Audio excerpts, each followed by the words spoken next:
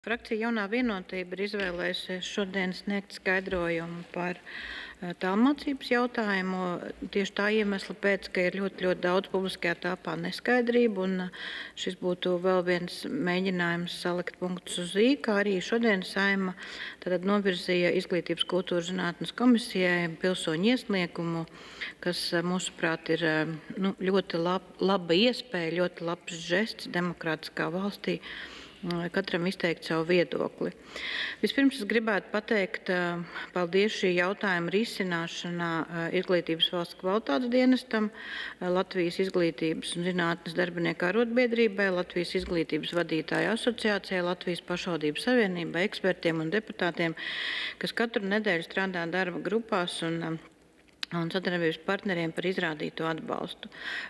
Mazliet statistikas. Tieši šobrīd tālmācības ieguves formu iegūst apmēram 12,000 skolēni 27 skolās, no tiem 3,500 pamatskolas pakāpē. Un valsts ieguldītais finansējums, jāsaka, ka daudzās skolās ir arī vēl ģimeņu līdzfinansējums. 23. gadā ir 7,5 miljoni, 24.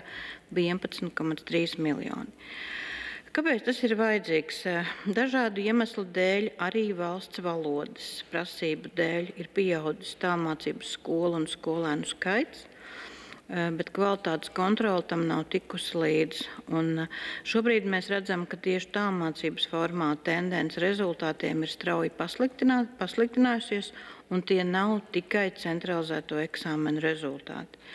Tie ir arī skolu akreditācijas un pašvērtējuma procesa rezultāti. Tāpēc ir pilnīgi skaidrs, ka šai formai ir nepieciešams stingrāks kvalitātes regulējums pret ieguldīto finansējumu bērnu izglītībā. Šobrīd nav laiks, lai izstāstītu tās nepieciešamās prasmes un iemaņas, ko iegūst tieši sākumskolas, pamatskolas periodā, cik tas ir būtisks bērnu tālākajā dzīvē, bet varbūt ātri mēģināšu ieskicēt, ka reti kura valsts šajā vecuma posmā ir ļāvusi tālmācību vai arī ļoti stingri regulējusi izņēmumus. Kas notiek šobrīd? Līdz 8. aprīlim ir priekšlikuma iesniegšanas laiks.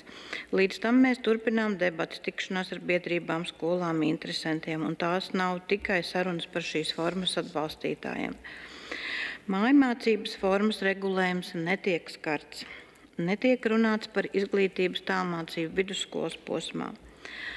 Tiek runāts par jaunu jēdzienu, kas ir kombinētas mācības. Tajā brīdī likumīgi tiek saregulēts process, kas notiek šobrīd daudzās klātienes skolā, ka kādu dienu vai laiku notiek mācības attālināti. Tiek uzklausītas idejas un daudz domāts par tām mērķu grupām, kuras dažādu apsvērumu dēļ nevar apmeklēt klātienes skolu, arī diasporām.